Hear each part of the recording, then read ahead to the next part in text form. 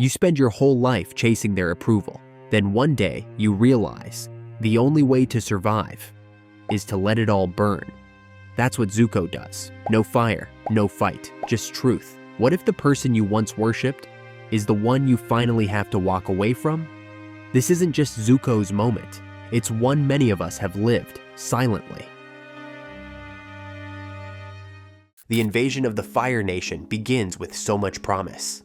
Armies united, eclipse glasses ready, hope surging like a tide.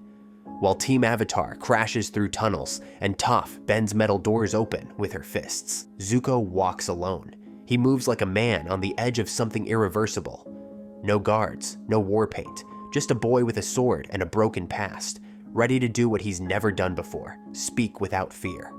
It's the least dramatic entrance he's ever made, and somehow the most important. You've probably had your own version of that moment, when you step into the same room with someone who shaped your scars.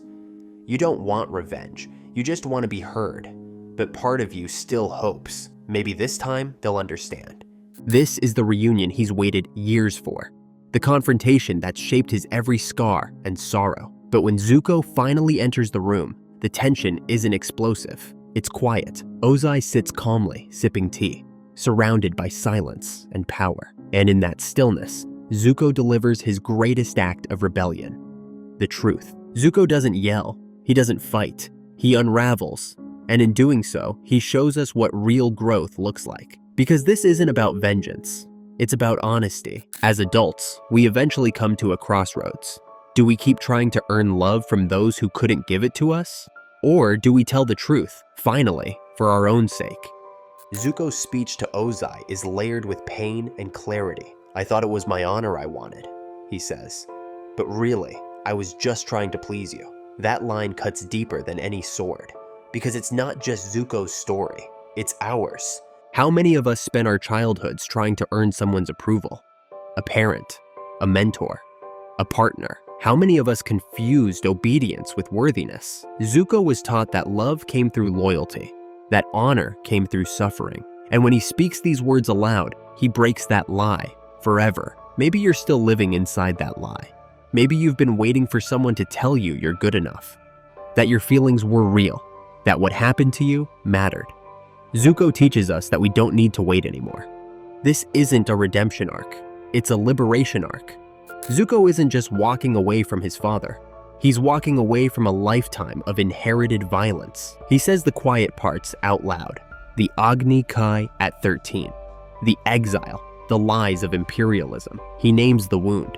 And that's where healing begins. Therapists everywhere nodded silently when this episode aired. But what makes this episode brilliant is what it doesn't give us. Ozai doesn't apologize. He doesn't soften. He mocks. He taunts. He calls Zuko a coward. And maybe that's the most adult moment of all. Realizing you can do everything right, and the person who hurt you still won't change. Because so many of us wait. We wait for the apology, the closure, the I see you now. But Avatar teaches us a harsher, more liberating truth. You may never get it. And that doesn't mean you have to stay frozen. Zuko's confrontation with Ozai is painful because it doesn't bring peace, it brings fire. Ozai even tries to destroy him, luring him with the last weapon he has, the truth about Zuko's mother. He dangles it like bait because he knows Zuko still cares, and Zuko almost bites. That's the tragedy. Healing is not a straight line. Even in the moment of separation, the longing remains. And yet, Zuko turns his back. He chooses a new destiny, not because it's easy, but because it's right. If you've ever had to choose your own peace over someone else's power, even though they kept hurting you, you know exactly how heavy that choice can be. You don't leave empty-handed. You carry everything they refuse to hold. See, here's the truth most stories won't tell you. Reconciling with your past doesn't always feel like a victory. Sometimes it feels like loss, like silence, like letting go of the last piece of something familiar, even if that something was pain. But what if we saw that silence not as a failure, but as freedom? Zuko's growth doesn't come from defeating Ozai. It comes from refusing to play the game, from choosing kindness over cruelty, from joining the Avatar, not as a pawn, but as a peer, And while Zuko breaks free in one chamber, Aang, Sokka, and Toph are trapped in another. Azula dances through the shadows like a serpent, taunting, evading, manipulating time itself. Her goal isn't to win, it's to delay, and she does. Sokka falters when she brings up Suki. Aang hesitates. Toph threatens. But Azula isn't after victory. She's after exhaustion. She knows that fear and love, when twisted, are the strongest chains. Azula's battle plan: psychological warfare with a side of smug superiority. And like Ozai, she knows how to weaponize emotional wounds. Azula didn't invent these tactics. She inherited them. Like Zuko, she's a product of the same palace. But where he breaks the cycle, she deepens it. That's what makes their paths so haunting. Two siblings, same fire, but only one chooses to put it out. And you've probably felt that too. The bait, the mind games, the way they know just what to say to bring you back into the spiral. In the end, they run out of time. The eclipse ends. The chance to win disappears. And Zuko, like the rest, must face the cost of choosing integrity over convenience. There's a quiet poetry in how this episode juxtaposes two moments. Zuko confronting the man who shaped his scars. Aang walking away from the fight he thought would define his destiny. Both of them feel like failures, but they're not. Because the Day of Black Sun isn't about a failed invasion. It's about choosing who you'll become when the world doesn't go according to plan. It's not the explosion or the battle or the betrayal that stays with you.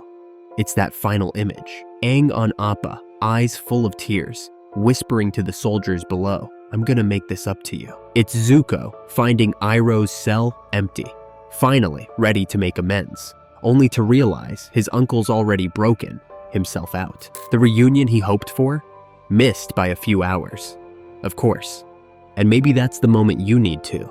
The one where you stop trying to rewrite the past and start living forward. You don't need their apology to begin again. You just need your own permission. It's the quiet vow. I won't waste this pain. If you've ever stood in front of someone who hurt you and told the truth anyway, if you've ever walked away from what was safe because it wasn't right, if you've ever had to keep going even when your one shot failed, then you've lived the Day of Black Sun. And like Zuko, you've probably wondered, was it worth it? The answer is yes. Not everything needs fireworks to count as a breakthrough. Sometimes you just need to leave the room without screaming.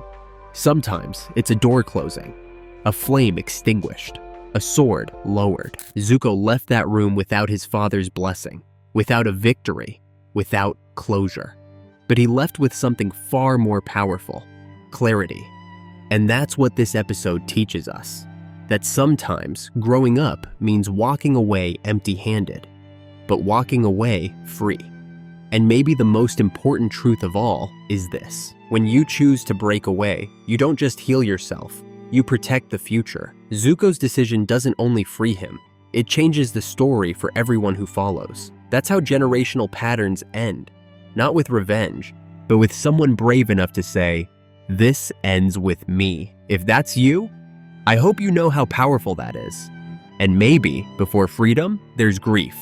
Grief for the childhood you didn't get, for the parent who never showed up the way you needed, for the reunion that never happened. That's the loss Zuko faces in silence. Not with rage, but with acceptance. And in that grief, something unexpected blooms: peace.